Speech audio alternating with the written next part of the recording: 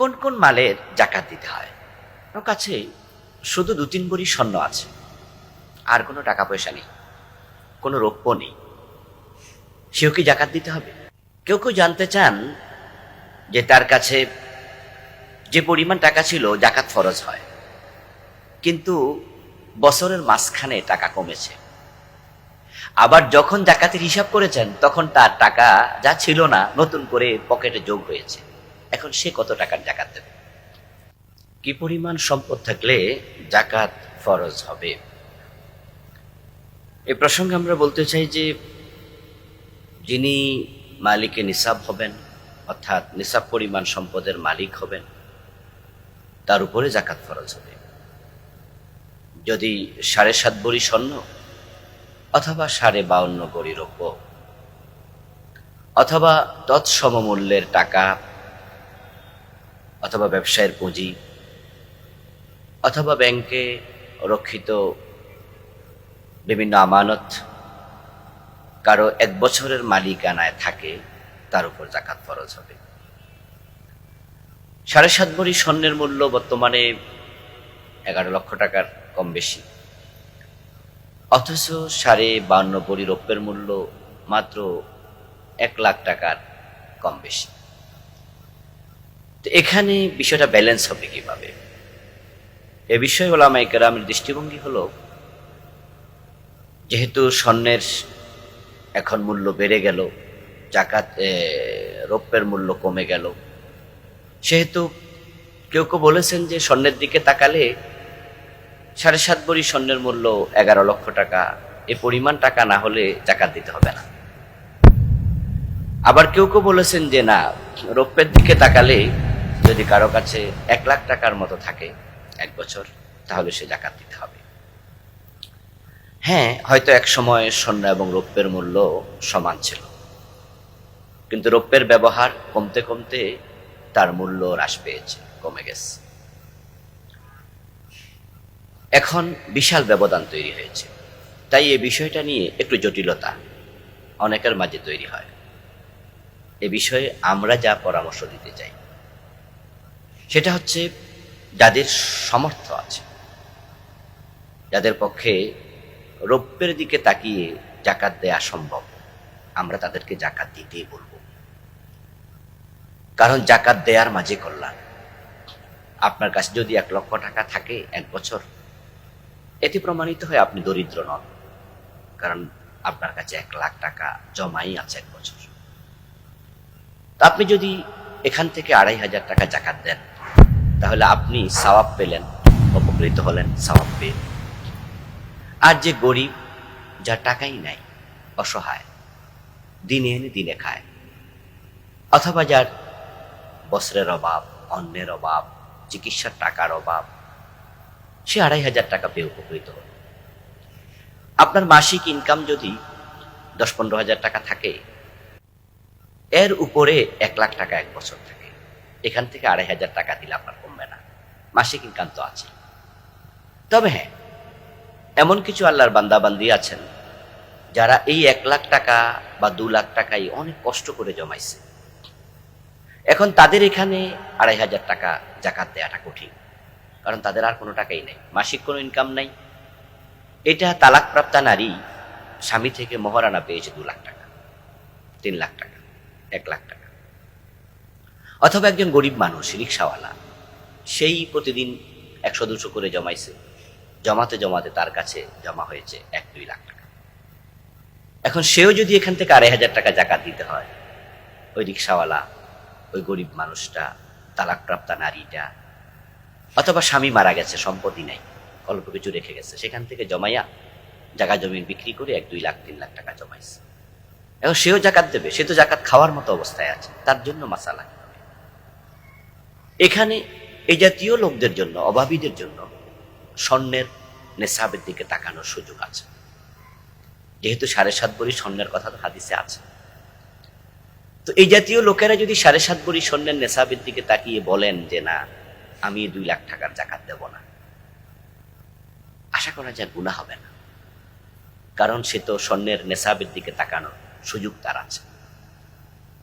কিন্তু যে ব্যক্তির নিয়মিত ইনকাম আছে, প্রতি মাসে 10-15 হাজার টাকা চাকরি করে পায় অথবা কাজ করে পায়, তার 2 লাখ টাকা জমা আছে, 1 লাখ টাকা জমা আছে।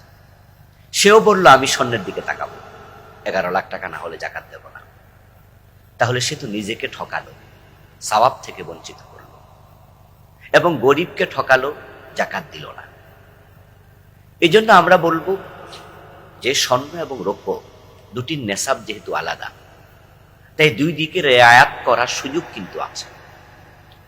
তবে রূপার দিকে তাকিয়ে জাকাত যদি দেয়, তাহলে জাকাত দাতা উপকৃত হয় সওয়াব পেয়ে, গ্রহীতা উপকৃত হয় সে টাকা পেয়ে। আপনি চালাকি করলেন, বললেন যে না আমি স্বর্ণের দিকেই তাকাবো, 7.5 ভরি স্বর্ণ যেহেতু হয়নি সেহেতু জাকাত দেব না। তাহলে আপনি কাকে ঠকালেন? নিজেকে, সওয়াব থেকে বঞ্চিত করলেন, ঠকালেন গরিবকে, টাকা থেকে বঞ্চিত করলেন। এই জন্য আমরা বলবো যে যাদের পক্ষে সম্ভব তারা যেন রৌপ্যের নেশাবের দিকে তাকিয়ে তারা বাজার মূল্য যাচাই করবে যে এখন রৌপ্য 1 ভরি কত। তো 52.5 ভরি রৌপ্যের যে মূল্য হয়, ঠিক ওই পরিমাণ টাকা যদি কারো কাছে 1 বছর থাকে, তাহলে সে যেন জাকাত দেয়। আশা করি বুঝতে পেরেছেন। কারো কাছে শুধু 2-3 ভরি স্বর্ণ আছে, আর কোনো টাকা পয়সা নেই, কোনো রৌপ্য নেই, সেও কি জাকাত দিতে হবে? এমন প্রশ্ন আমাদেরকে করা হয়। হ্যাঁ, আপনার কাছে শুধু 2-3 ভরি, 4 ভরি, 5 ভরি স্বর্ণ আছে, আর কোনো টাকা পয়সা নেই অথবা রূপাও নেই, তাহলে শুধু স্বর্ণ 7.5 ভরি হওয়ার আগে জাকাত দিতে হবে না। যদিও 3-4 ভরি স্বর্ণ যদি কারো কাছে থাকে, আপাত দৃষ্টিতে মনে হয় তার কাছে তো 4 লাখ টাকার উপরে সম্পদ আছে, কারণ এখন তো 1 ভরি স্বর্ণের মূল্য 1.25 লক্ষ টাকার বেশি। সুতরাং 4 ভরি স্বর্ণ থাকলে তো 5 লাখ টাকা, জাকাত কেন দেবে না?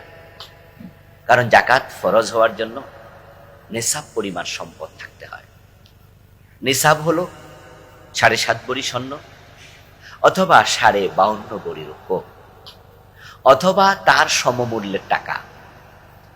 তো উনার কাছে তো রৌপ্য নেই, তাহলে উনার কাছে 7.5 ভরি স্বর্ণ নেই, তাই 7.5 ভরি স্বর্ণ অথবা 52.5 ভরি রৌপ্য, এই দুটার কোনোটি না থাকার কারণে তার উপর জাকাত ফরজ হবে না। উনার কাছে স্বর্ণ আছে 6 ভরি, 7 ভরি, 5 ভরি, 3 ভরি। হ্যাঁ, এটাকে টাকায় যদি আমরা পরিণত করি, তাহলে 52.5 ভরি রৌপ্যের চেয়ে আরো বেশি মূল্য থাকে তার কাছে। হ্যাঁ, যদি টাকা থাকতো তাহলেই মাসলা আমরা বলতাম। কারো কাছে ধরুন ব্যাংকে 2 লাখ, 3 লাখ, 5 লাখ টাকা আছে, অথবা ব্যবসায়ের পুঁজি আছে, অথবা বাড়িতে নগদ টাকা আছে, তখন আমরা বলি রৌপ্যের দিকে তাকিয়ে আপনি জাকাত দিন। এখন কারো কাছে 2-3 ভরি স্বর্ণ আছে এবং ব্যাংকে তার 1 লক্ষ টাকা আছে বা 1.5 লক্ষ টাকা আছে, আমরা তখন বলি তার উপর জাকাত ফরজ।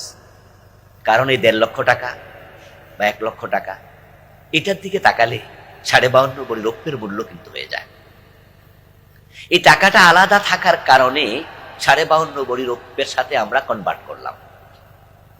কিন্তু 3 ভরি 4 ভরি স্বর্ণ আছে, কোনো টাকাই নাই, তাহলে স্বর্ণকে আমরা রৌপ্যে কনভার্ট করব না, কারণ যেহেতু স্বর্ণের নেশাবটা আলাদাই বলা আছে। স্বর্ণের নেশাব 7.5 তোলা, 7.5 ভরি। উনার কাছে তো 7.5 ভরি নেই, এই জন্য আমরা স্বর্ণকে রৌপ্যতে কনভার্ট করব না। আমরা যদি কারো কাছে টাকা থাকে, টাকার অঙ্কটাকে রৌপ্যের মূল্যে অথবা স্বর্ণের মূল্যে আমরা কনভার্ট করব। তাই যদি কারো কাছে 2-3 ভরি স্বর্ণ থাকে, 4 ভরি, 5 ভরি, 7.5 ভরির কম স্বর্ণ থাকে, অন্য কোনো টাকা পয়সা না থাকে, তাহলে তাকে জাকাত দিতে হবে না, কারণ যেহেতু সে মালিকের নিসাব নয়।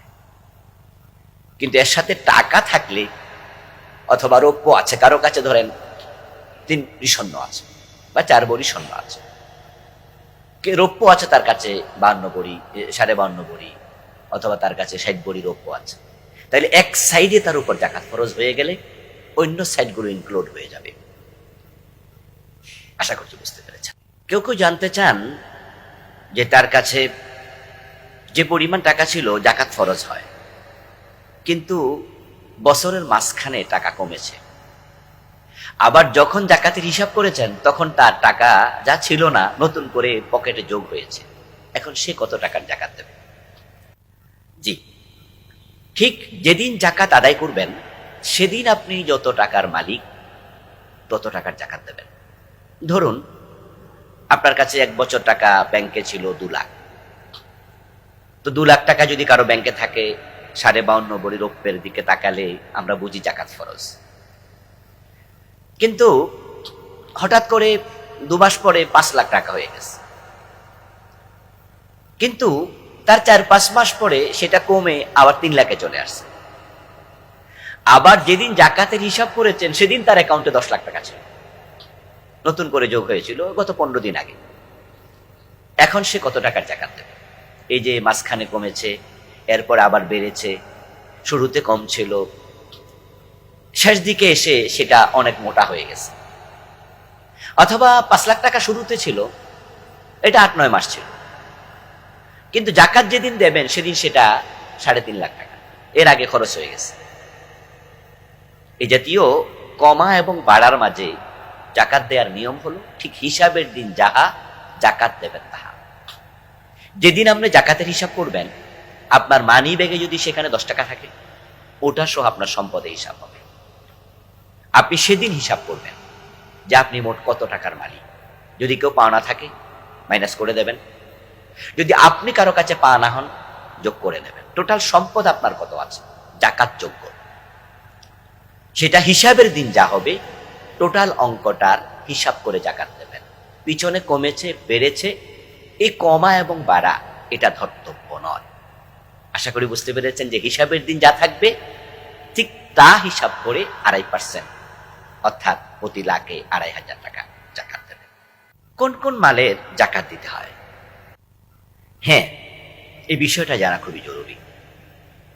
জাকাত দিতে হবে নগদ অর্থ, জাকাত দিতে হবে স্বর্ণ 7.5 ভরি, জাকাত দিতে হবে রৌপ্য 52.5 ভরি। এই 3টা জিনিসের। এখন নগদ অর্থ ব্যবসা যদি কেউ করে তার পুঁজি এটা নগদ অর্থের অন্তর্ভুক্ত, এবং ব্যবসা করতে গিয়ে যে পুঁজিটা খাটিয়েছে টোটাল পুঁজিটা হিসাব করবে। তার কত টাকার মাল দোকানে আছে, অথবা সে ইনভেস্ট করেছে মোট কত টাকা, এটা কষ্ট হলেও হিসাব করে বের করতে হবে। জাকাত দেয়া যেমন ফরজ, জাকাত হিসাব করাও ফরজ, হিসাব করে দিতে হবে। হিসাব করতে গিয়ে কখনো কখনো এমন ব্যবসা আছে যেটা হিসাব বের করা সো মাচ টাফ। যেমন ধরেন হোমিওপ্যাথিক দোকানদার, অথবা যারা মুদি মালের ব্যবসা করে, অথবা ছোট ছোট পার্টস, নাট বল্টু ইত্যাদি। ওরা হোমিওপ্যাথিক দোকানে কত টাকার ওষুধ আছে, কোন শিশিতে কতটুকু আছে বের করা সো মাচ টাফ। ঠিক মুদি দোকানেও এই জাতীয় আরো আছে। আপনারা কি করবেন? আপনারা হিসাব করতে গিয়ে হার্ট অ্যান্ড সোল চেষ্টা করবেন, সর্বোচ্চ প্রচেষ্টাটা চালাবেন যে আমার এই শিশিতে কত টাকার ওষুধ থাকতে পারে, আমার এই পাত্রে কত কেজি গম চাল ডাল, যে পুঁজি আছে আপনার মুদি দোকানে কি পরিমাণ হতে পারে। হিসাবটা করবেন, পরিমাণ ভেবে 2 টাকা বেশি ধরবেন, ধরে এক পর্যায়ে এসে লাস্ট রিস্ক থেকে মুক্ত হওয়ার জন্য আপনি কিছু টাকা বেশি ধরে ফেলবেন। যেমন টোটাল জাকাত আসছে আপনার 2 লাখ টাকা, তো আপনি 2,10,000 টাকা জাকাত দিয়ে দেন। মানে আপনি আল্লাহর কাছে ক্লিয়ার থাকেন যে আল্লাহ, আমি গরিবের জাকাত দিতে গিয়ে কোনো কৃপণতা করি নাই। কিছু কিছু ক্ষেত্রে আমি অপারক ছিলাম, যে আমি হিসাবে কুলাইতে পারি নাই, সেখানে আমি একটু বেশি ধরেছি এই জন্য যেন গরিবের কোনো টাকা আমার পকেটে না থাকে। এইভাবে হিসাব করে দিতে হবে।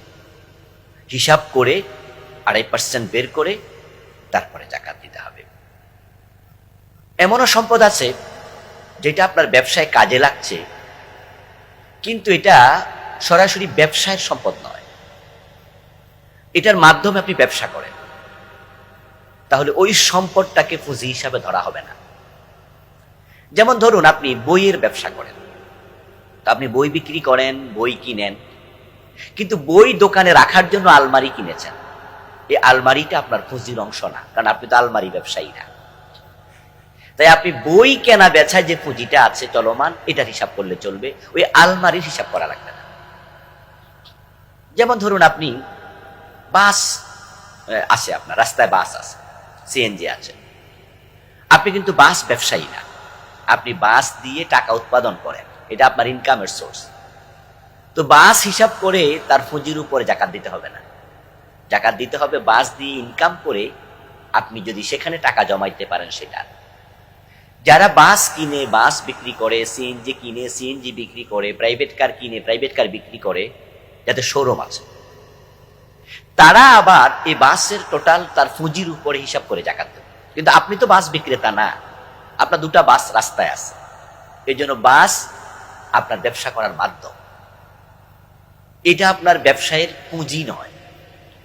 তো আলমারির বিক্রেতা আপনি না, আপনি বই বিক্রেতা, তা আলমারির জাকাত দিতে হবে না। আপনি এমন কিছু ব্যবসা করেন যেটা উৎপাদন করতে মেশিন লাগবে, কোটি কোটি টাকার মেশিন আছে আপনার, কিন্তু ওই মেশিনের আপনি বিক্রেতা না, ক্রেতাও না, আপনি না ব্যবসায়ী না। তাহলে আপনার হলো যাহা উৎপাদন আপনি করেন, যেটার ব্যবসায়ী আপনি, ওই ব্যবসায়ের পুঁজি যেটা, ওটা হিসাব করে জাকাত দেবেন। কিন্তু এই মেশিনগুলো আপনার পড়ে আছে, এগুলো দিয়ে উৎপাদন করছেন, 1 কোটি টাকার মেশিন আছে, এই মেশিন এবছর 2.5 লাখ টাকা জাকাত দেবেন 1 কোটি টাকায়, আগামী বছর মেশিন এগুলো আবার জাকাত দেবেন, আবার দেবেন, এটা না। কারণ মেশিন তো বাড়ছে না, কমছে না, আর ব্যবসায়ীর পুঁজি তো বাড়বে কমবে। এই জন্য আপনার মালের যেটা ব্যবসা আপনি করেন, সেটার পুঁজিটা আপনার নগদ অর্থের মতো। নগদ অর্থ থাকলে যেমন দিতে হয় জাকাত, ব্যবসায় পুঁজি থাকলে জাকাত দিতে হবে। অথবা ব্যাংকে আপনি টাকা জমা রেখেছেন, ব্যাংকে টাকা জমা আছে, সেটা জাকাত আপনাকে দিতে হবে। হতে পারে আপনি ফিক্সড ডিপোজিট করেছেন, আপনাকে জাকাত দিতে হবে। হতে পারে আপনার সেভিং অ্যাকাউন্টে রেখেছেন, কারেন্ট অ্যাকাউন্টে রেখেছেন। ঘরের আলমারিতে থাকা যে কথা, ব্যাংকে থাকা একই কথা। ঠিক একইভাবে যদি আপনি কাউকে হাওলাত দিয়ে থাকেন টাকা, তাহলে হাওলাতি টাকা আপনার হাতে নাই, কিন্তু আরেকজনের কাছে রেখেছেন, এই রাখাটাই প্রমাণ করে যে আপনি স্বাবলম্বী মানুষ, আপনার সামর্থ্য আছে, এবং সে টাকার মালিক আপনি, হয়তো এটা তার কাছে আছে, সেটারও জাকাত দিতে হবে। কারণ ব্যাংকে রাখলে যেমন হাতে থাকে না, টাকা হাওলাত দিলেও হাতে থাকে না। তো ব্যাংকের টাকা কার কাছে আছে? কর্তৃপক্ষের কাছে আছে। তো হাওলাতি টাকা কার কাছে আছে? আপনার পরিচিত একজনের কাছে আছে, আপনি চাইলে সে দিতে বাধ্য, যেহেতু টাকা আপনার। এই জন্য হাওলাতি টাকা, ঋণ যা দিয়েছেন, সেটারও জাকাত দেবেন, এটা আপনারই টাকা।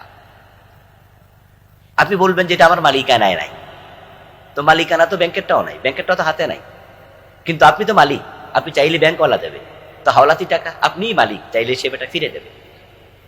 ঠিক একইভাবে যদি আমরা দোকানের অগ্রিম বাবদ টাকা দিই, সে অগ্রিম বাবদ টাকার জাকাত দিতে হবে? আমি বলি দিয়ে দিন, কারণ এই টাকাটা আপনার ব্যবসায়ের পুঁজির মতো।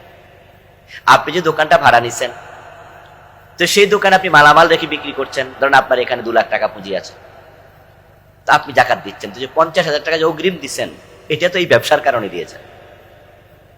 ঠিক মাল যেমন ওই 50,000 টাকা অগ্রিম দিয়েছেন, সেটাও তো তেমন, এটা আপনার ব্যবসায়ের পুঁজির অন্তর্ভুক্ত, কারণ টাকাটার মালিক আপনি। আপনি দোকানটা তার কাছে হস্তান্তর করেন, সে দোকানের মালামাল যেমন রাখবে না, আপনাকে বলবে আপনার মাল আপনি নিয়ে যান। ঠিক অগ্রিম যে টাকাটা দিয়েছেন, সেটাও সে রাখবে না, রাখার অধিকার নাই, সে বলবে আপনার টাকা আপনি নিয়ে যান। তাহলে টাকা হাওলাত দিয়েছেন, আপনি মালিক, সেটার যেমন জাকাত দেবেন। অ্যাডভান্স দিয়েছেন, সেটাও আপনিই মালিক, আমি বলছি আপনি জাকাত দেবেন। কেউ কেউ বলেন যে না, পূর্ণ মালিকানা নাই, সে তো ভোগ করছে না, জাকাত দিতে হবে কেন? এই জাতীয় ঘুরে পেঁচায় যদি আপনি জাকাত নাও দেন, কিন্তু কে ঠকলো? আপনি ঠকলেন। মালিক আপনি ছিলেন, হতে পারে আখেরাতে আল্লাহ আপনাকে প্রশ্ন করবে কেন দিলে না, তাহলে বিশাল বিপদ। আর যদি আল্লাহ প্রশ্ন নাও করতেন, তাহলে জাকাত দিলে টাকা সব পাইতেন, লাভবান হতেন, গরিব টাকা পেত। তাহলে আল্লাহ যদি প্রশ্ন করে, তাহলে তো বিশাল রিস্ক। যদি কেউ বলে যে পূর্ণ মালিকানা নেই, তাই জাকাত দিলাম না, বেঁচে গেলাম, তাহলে আখেরাতে সারা পেলেন, সওয়াব তো পেলেন না, গরিব উপকৃত হলো না। এই জন্য সামর্থ্যবানদের জাকাত দেয়ার পন্থা খোঁজা উচিত। জাকাত না দিয়ে বেঁচে যাব এমন ফাঁক ফোকর খোঁজা উচিত না। প্রভিডেন্ট ফান্ডের জাকাত দিতে হবে কিনা?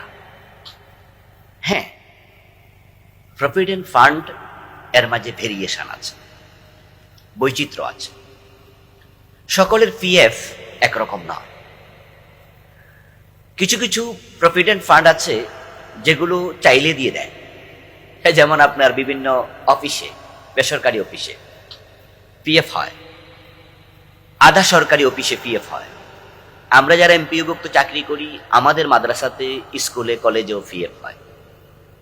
আবার যারা সরকারি চাকরি করেন তাদেরও পিএফ হয়। আমার মাদ্রাসার টাকা, আমি এমপিওভুক্ত প্রতিষ্ঠানের চাকরি করি, তো আমরা চাইলে আমাদেরকে পিএফ এর টাকা ফিরিয়ে দেয় 30%, 40%, হ্যাঁ 50%, কখনো কখনো পুরাটাই দিয়ে দেয়। সেখানে একটা জাস্ট রেজুলেশন লাগে।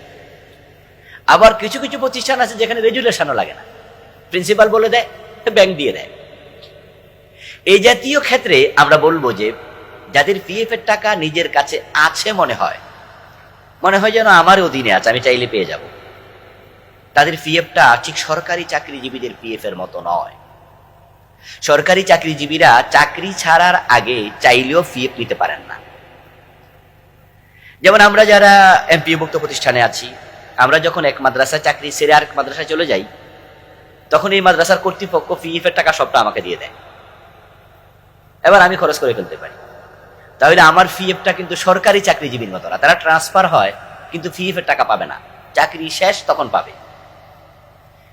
ঠিক এইভাবে যারা বেসরকারি প্রতিষ্ঠানে আছেন, আধা সরকারি প্রতিষ্ঠানে আছেন, বিভিন্ন জায়গায় পিএফটা দেখবেন যে আপনারটা কোন অ্যাঙ্গেলের পিএফ। যারা সরকারি চাকরি করে তাদের পিএফ এর ব্যাপারে আমরা বলি তারা না দিলেও চলবে, কারণ তাদের পূর্ণ মালিকানা আসে না। আর যারা আমরা এই জাতীয় পিএফ এর মালিক, চাকরির অধীনে, যে টাকাটা চাইলে আমি পেয়ে যাই, চাকরিটা ছেড়ে দিলে আমাকে দিয়ে দেবে, অথবা ট্রান্সফার হয়ে আরেক জায়গায় গিয়েছি এর মাঝে পিএফটা পেয়ে যাব, অথবা চাকরি চলাকালেও আমি চাইলে দরখাস্ত করলে আমার কর্তৃপক্ষ আমাকে পিএফ এর টাকা দেয়, আমি ভোগ করতে পারি, এক্ষেত্রে মালিকানাটা এসে যায়। তাই নিজেকে ঠকায় লাভ নাই, পিএফ এর টাকার জাকাত দেয়া ভালো এই জাতীয় অবস্থায়। যেমন পার্সোনালি আমিও আমার পিএফ এর টাকা দিই, জাকাত দিই। আমি আমার পিএফ ব্যাংকে গিয়ে জিজ্ঞাসা করি যে আমার পিএফ কত টাকা জমা হয়েছে। গতবার বলেছে 10 লাখ টাকার মতো হয়েছে, আমি 10 লাখ টাকার জাকাত দিয়ে দিয়েছি। এবার গেলে হয়তো আর এক বছরে বেড়েছে, সেটা জাকাত। যদি আমি গতকালকে হিসাব করে ফেলেছি, কিন্তু কালকে তো ব্যাংক বন্ধ ছিল, তাই পিএফ এর টাকাটা আমি বাকি রেখেছি, এটা রোববারে আমি জেনে ইনক্লুড করে নেবো ইনশাআল্লাহ। তো আপনাদেরও পরামর্শ দিচ্ছি যে যাদের পিএফ ভোগ করার কাছাকাছি আছে, আপনি চাইলে ভোগ করতে পারবেন, সেটার মালিকানা এসে যায়। এই জন্য আপনি জাকাত দেন, দিলেই লাভ, না দিলে লাভ নেই। আর যাদের পিএফ এর মালিকানা নেই পূর্ণ, যেমন সরকারি চাকরিজীবী, তারা জাকাত না দিলেও চলবে। তবে তারাও যদি জিততে চায়, তারা যদি জানতে পারে যে আমার পিএফ এ কত টাকা হয়েছে, এত লাখ টাকা, আমি জাকাত দেব, দেওয়ার তো সুযোগ আছে। কারণ আলটিমেট মালিক কিন্তু সে, হয়তো কিছু আইনগত কারণে সে ভোগ করতে পারছে না, কিন্তু সেই মালিক। একজন ব্যক্তি চাকরি করতে করতে বয়স তার 59 হলো, 60 বছর বয়সে রিটায়ারমেন্টে যাবে, ঠিক 59 বছরে তার পিএফ এ জমা হয়েছে 20 লাখ টাকা। তো সে মালিকানা পূর্ণ নেই, এই মাসআলার কারণে সে জাকাতই দেয় নাই, 59 বছর বয়সে মারা গেল। তাহলে সেই 20 লাখ টাকা ভোগও করতে পারলো না, জাকাত না দেওয়ার কারণে সওয়াবও পেল না, কবরে যাইতে নিতেও পারলো না। অথচ তার এই 20 লাখ টাকা কে খাইলো? তার ছেলে, মেয়ে, আত্মীয় স্বজন। তাহলে সে নিজে খেতেও পারলো না, সে কবরও নিতে পারলো না, সে জাকাত দিয়ে সওয়াবও কামাইতে পারলো না। তো কে ঠকলো? নিজে। জাকাত ফরজ হবে না, এটা একটা মাসালা, কারণ পিএফ এর উপরে পূর্ণ মালিকানা থাকে না, এই কারণে। কিন্তু দিলে তো দেওয়ার সুযোগ ছিল, টাকার মালিক তো আপনি, আপনার সুযোগটা আপনি হারিয়েছেন। এই জন্য যারা জানবেন যে কত টাকা পিএফ এ জমা হয়েছে, তারা জাকাত দেওয়ার পথ খুঁজুন, জাকাত থেকে বাঁচার পথ খুঁজবেন না। সুতরাং যারা সরকারি চাকরি করছেন, আপনার পিএফ এর উপর জাকাত ফরজ নয়, কিন্তু দেওয়ার সুযোগ আছে। ব্যবহৃত অলংকারের জাকাত দিতে হবে কিনা? হ্যাঁ, স্বর্ণ এবং রৌপ্য এমন দুটি পদার্থ, এমন দুটি সম্পদ, যে দুটি জাকাতের অধীন। আল্লাহ তাআলা মানুষের বাড়ির উপর জাকাত ফরজ করেননি, জমিনের উপর জাকাত ফরজ করেননি। তবে হ্যাঁ, জমিন থেকে উৎপাদিত ফসলের উপর জাকাত এসেছে। কিন্তু স্বর্ণ এবং রৌপ্যকে আলাদা করে নাম বলে তিনি জাকাত ফরজ করেছেন। তিনি বলেছেন, আল্লাযীনা ইয়াকনিজুনা আয-যাহাবা ওয়াল ফিদ্দা ওয়া লা ইউনফিকুনাহা ফী সাবিলিল্লাহ ফাবাশশিরহুম বিআযাবিন আলীম। স্বর্ণ এবং রৌপ্য যারা জমা করবে, জাকাত দেবেন আল্লাহর পথে, তাদেরকে জাহান্নামের সংবাদ দিন।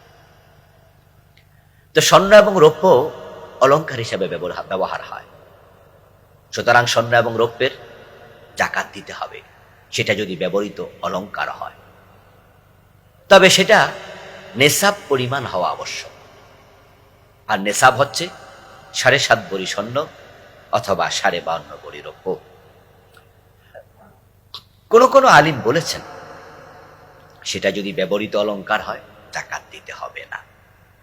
হ্যাঁ, সাহাবায়ে কেরাম রাদিয়াল্লাহু তাআলা আনহুম তাদের মাঝেও এ নিয়ে দ্বিমত ছিল।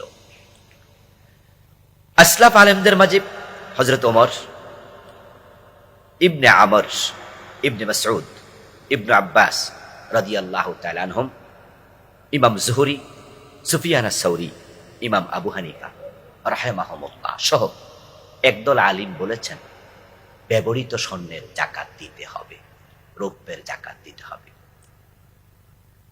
সেটা যদি 7.5 ভরি হয়। তবে তার বিপরীত মত দিয়েছেন হযরত জাবের, আব্দুল্লাহ ইবনে ওমর, মা আয়েশা। তারা বলেছেন যে ব্যবহৃত স্বর্ণের জাকাত দিতে হবে না।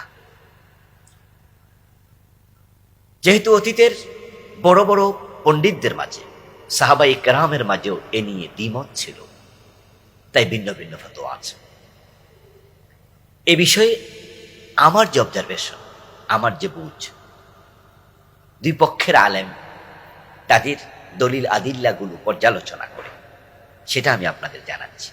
সেটা হচ্ছে এরকম, ব্যবহৃত স্বর্ণ যদি কম হয় জাকাত দিতে হবে না। যেমন ধরুন 3 ভরি, 4 ভরি, 5 ভরি, নেশাবি তো না, সুতরাং জাকাত লাগবে না।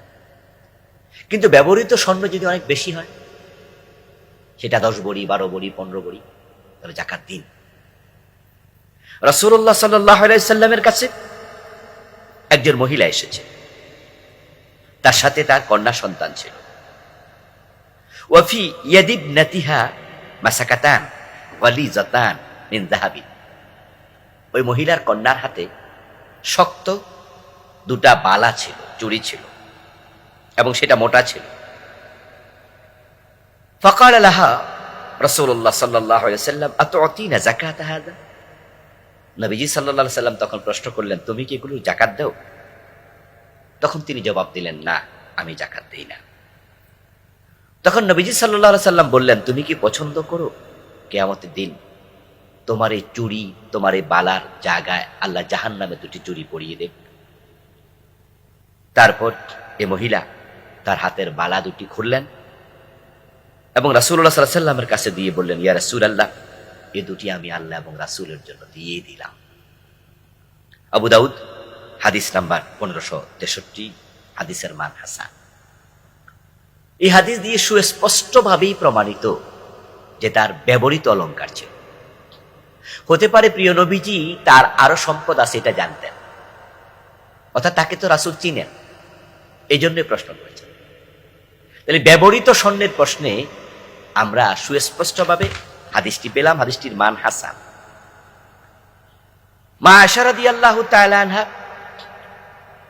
প্রিয় নবী সাল্লাল্লাহু আলাইহি সাল্লাম উনার কাছে আসলেন। তিনি বলছেন, দাখালাত আলাইয়া রাসূলুল্লাহ সাল্লাল্লাহু আলাইহি ওয়াসাল্লাম ফারাআ ফি ইয়াদি ফাতাখাত।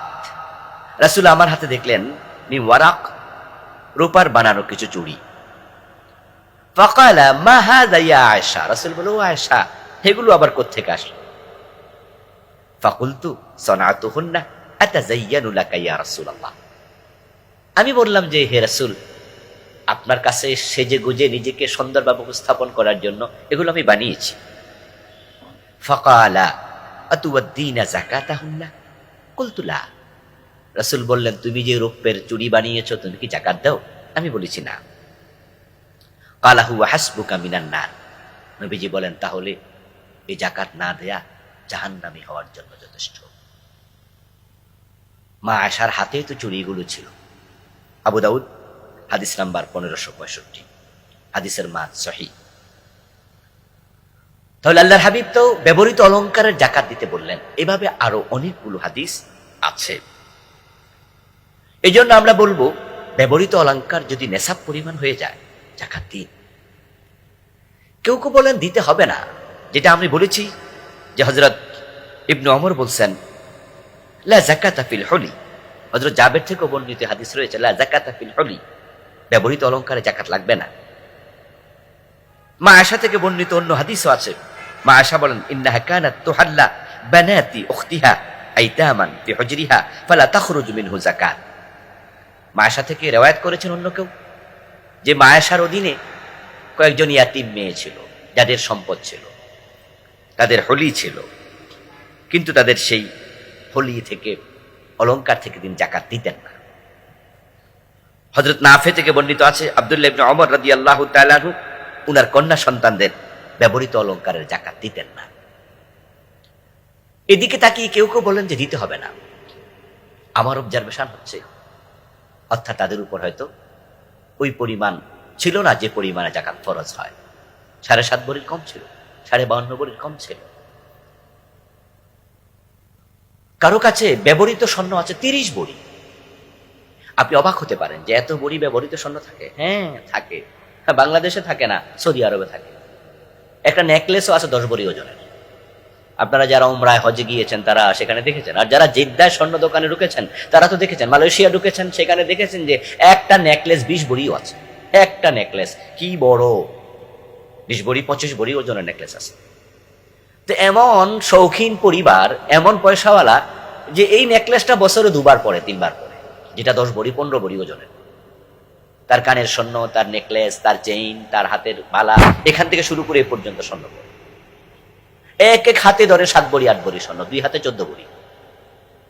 এখন বছরে 2 একবার পরে, তার টোটাল স্বর্ণ ব্যবহৃত আছে 30 ভরি।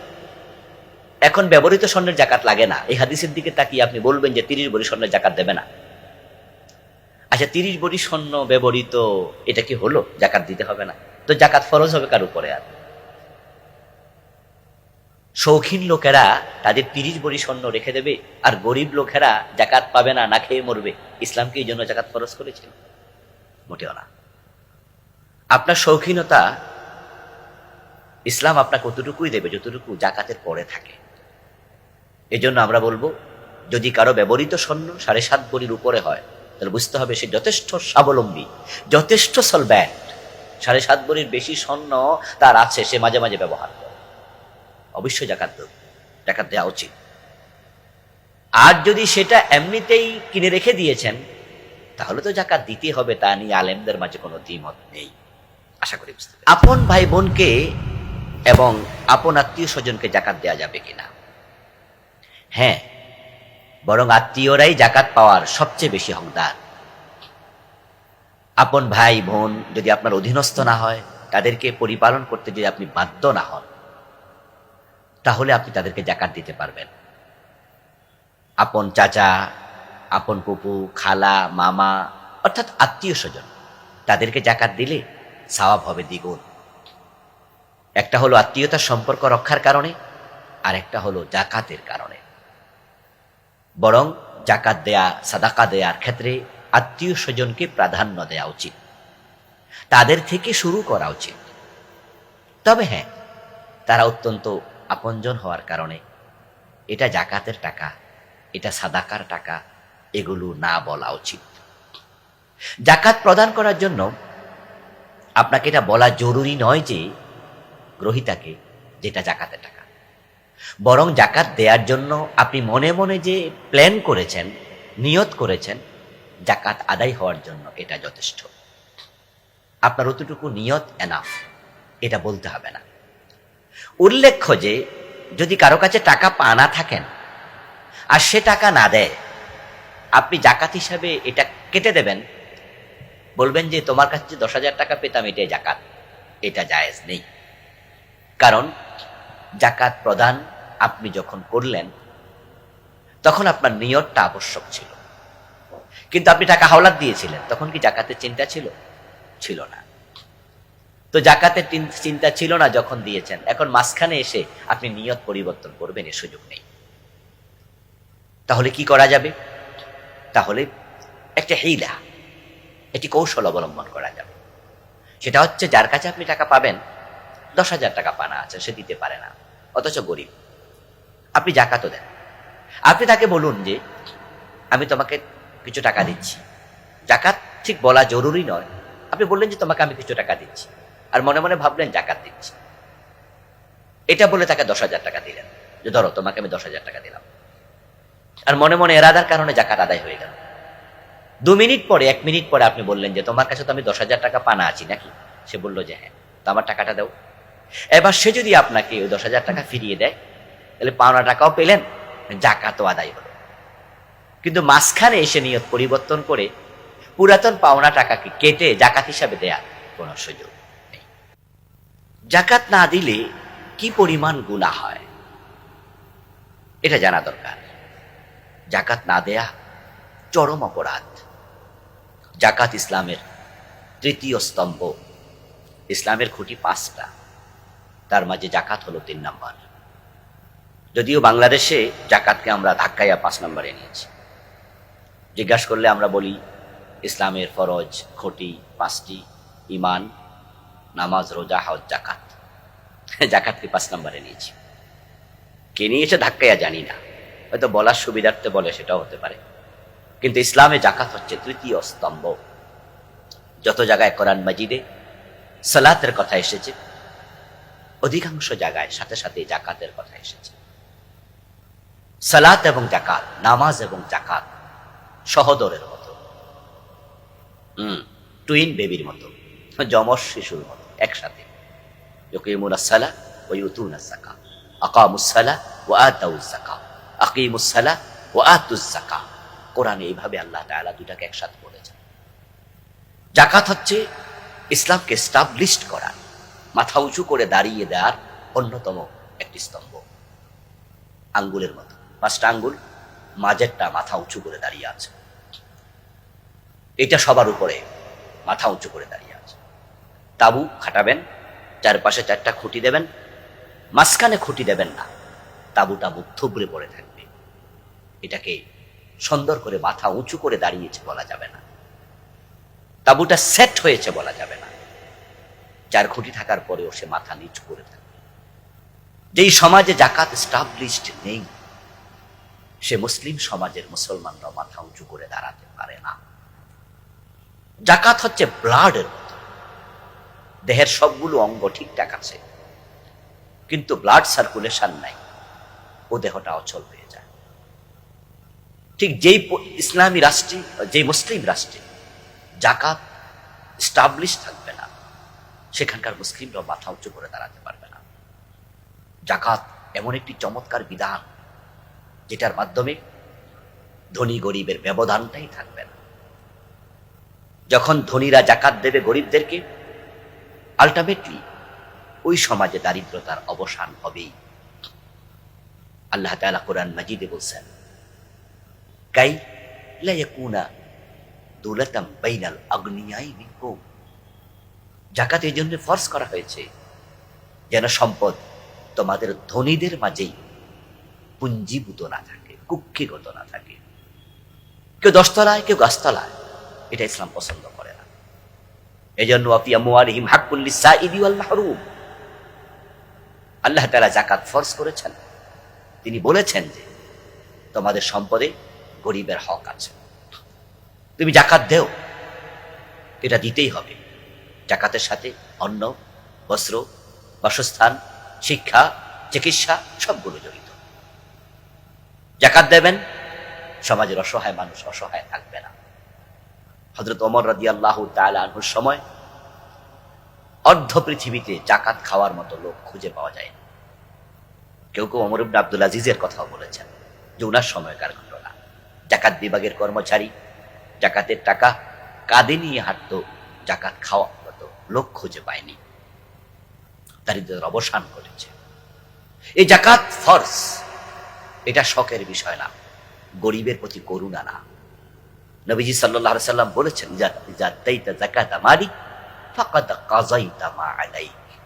যখন তুমি তোমার সম্পদের জাকাত দিলে, তখন তুমি তোমার দায়িত্ব আদায় করবে।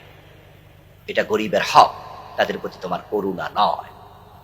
যদি এরপরও কেউ জাকাত না দেয়, আল্লাহ তাআলা কোরআন মাজিদে বলছেন, আল্লাযীনা ইয়াকনিজুনা আয-যাহাবা ওয়াল ফিদ্দা ওয়া লা ইউনফিকুনাহা ফী সাবিলিল্লাহ ফাবাশশিরহুম বিআযাবিন আলীম। এ নবী যারা টাকা পয়সা স্বর্ণ রৌপ্য তারা সব জমা করবে, জাকাত দেবেন আল্লাহর পথে, আপনি তাদেরকে জাহান্নামের আযাবের সংবাদ দিন। ইয়াউমা ইউহমা আলাইহা ফি নারি জাহান্নাম ফাতুকওয়া বিহা জিবাহুহুম ওয়া জুনুবুহুম ওয়া যুহুরুহুম হাযা মা কানাসতুম লিআনফুসিকুম ফাযুকু মা কুনতুম তাকনিজুন। হাশরের ময়দানে তাদের এই পুঞ্জীভূত সম্পদ, জাকাত না দিয়ে জমানো টাকা পয়সা, বাড়ি গাড়ি, এগুলোকে আল্লাহ তাআলা লোহা অথবা তামার পাত বানাবেন, তারপর জাহান্নামের আগুনে গরম করবেন। যখন টকটকে লাল হয়ে যাবে তখন তাদের কপালে, পেটে, পিঠে ফেরেশতাদেরকে দিয়ে সেকা দেওয়াবে। ফেরেশতারা বলবে, তোমার পুঞ্জীভূত সম্পদের স্বাদ আস্বাদন করো। হাশরের ময়দানে সেটা হবে, জাহান্নামে দেওয়ার আগেই মানুষের সম্মুখে। অন্য আয়াতে আল্লাহ তাআলা বলছেন, সাইয়ুতাওয়াকুনা মা বাখিলু বিহি ইয়াউমাল কিয়ামাহ, কিয়ামতের দিন তাদের এই কৃপণতা করে জমানো টাকা পয়সা এগুলোকে গলায় ঝুলানো হবে। নবীজি সাল্লাল্লাহু আলাইহি সাল্লাম বলছেন, মান আতাহুল্লাহু মালান ফালাম ইউদ্দি যাকাতাহু মুসিলা লাহু মালুহু ইয়াউমাল কিয়ামাতি শুজাআন আকরা লাহু যাবিবাতান ইয়াখুযু বিলাহজিমাতাইহি ইয়ানি শিদকাইহি ফায়াকুল আনা মালুক আনা কানজুক। যারা সম্পদ জমাবে, যাকাত দেবে না, তাদের সম্পদকে সাপ বানিয়ে গলায় ঝুলিয়ে দেয়া হবে। যেই সাপ কপালের দুপাশে সবল মারবে আর বলতে থাকবে, আমি তোমার সম্পদ, আমি তোমার মাল, যা তুমি জমিয়েছ জাকাত না দিয়ে। এবং সেটা ঘটবে কিয়ামতের মাঠে লক্ষ কোটি মানুষের সম্মুখে। যারা নামাজ পড়বে না, রোজা রাখবে না, মদ খাবে, সুদ খাবে, অন্য পাপ করবে, আল্লাহ যদি চান তাদেরকে শাস্তি দেবেন জাহান্নামে নেয়ার পর। কিন্তু যারা জাকাত দেবে না তাদের শাস্তি দেবেন জাহান্নামে নেয়ার আগেই, হাশরের ময়দানে। নামাজ রোজা আল্লাহর হক, তাই তিনি চাইলে শাস্তি দেবেন বা মাফ করবেন। শাস্তি দিলে জাহান্নামে নিয়ে দেবেন, কিন্তু জাকাত মানুষের হক, তাই শাস্তিটা তিনি গোপনে দেবেন না, মানুষের সামনে হাশরের ময়দানেই দেবেন। সুতরাং সাবধান, যারা জাকাত দেবেন না শাস্তি পাওয়ার জন্য প্রস্তুতি নেন। আর যেই লোকটাকে হাশরের ময়দানে লক্ষ কোটি মানুষের সম্মুখে আল্লাহ তাআলা কপালে, পিঠে, পেটে সেক দেবে, গলার মাঝে সাপ বানিয়ে ঝুলিয়ে দেবে, নিশ্চয়ই সে জান্নাতি মানুষ নয়। জান্নাতি মানুষকে আল্লাহ এভাবে বেজ্জতি করেন না। সুতরাং জাকাত দেননি, এ শাস্তির মুখোমুখি আপনি হবেন। তা আপনি নামাজ পড়ে রোজা রেখে লাভ কি? আপনি তো জাহান্নাম। এই জন্য আসুন, যাদের উপর জাকাত ফরজ, আমরা অবশ্যই হিসাব করে করে জাকাত দেব। আল্লাহ তৌফিক দান করুন। আসসালামু আলাইকুম।